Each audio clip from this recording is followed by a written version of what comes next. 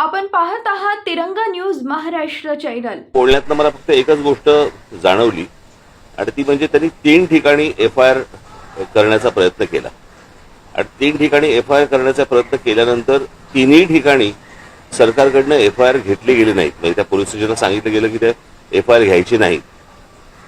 मला इथेच जास्ती मला संशयाची सुई ज्याला आपण म्हणतो की बाबा इथे सरकारला असं का वाटतंय किंवा पोलीस स्टेशनला का घेऊ देत नाहीत। म्हणजे ज्यावेळेला ते मरीन ड्राईव्ह वरती गेले त्या पोलीस स्टेशनला गेल्यानंतर तिथले जे कोणी अधिकारी होते ते त्यांचा एफआयआर लिहून घेत होते, टाईप करत होते आणि टाईप करत असताना इतक्यात डीसीपी आले तिथले आणि त्यांनी सांगितलं की नाही एफआयआर लिहून नाही घ्यायचा म्हणून। तर हे कशासाठी आहे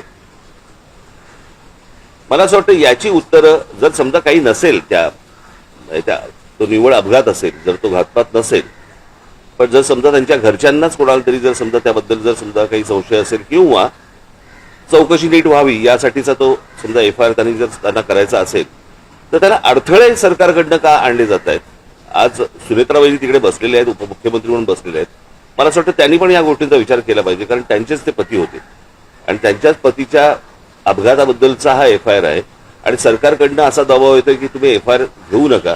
मला आता काही राजकारण मला काही माहिती नाही की नक्की काय चालू आहे ते, पण एफआयआर करताना ज्या वेळेला अडथळे आणले जातात म्हणजे ज्या राज्यामध्ये सांगितलं गेलं की तुम्ही कोणीही एफआयआर नोंदवू शकता आणि नोंदवू शकता म्हटल्यानंतर जर समजा एफआयआर नोंदवायला गेलेल्या माणसाला जर तुम्ही अडथळे आणत असाल तर काही काळबेरं आहे का याच्या मागे असा संशय निर्माण होतोच ना।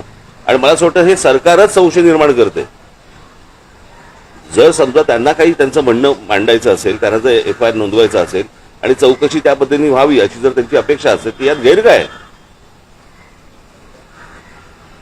आणि म्हणून मला असं वाटतं की ह्या गोष्टीकडे जास्ती गांभीर्याने पाहिलं पाहिजे आणि मला असं वाटतं सरकारने या गोष्टींची उत्तरं त्यांना दिली पाहिजे।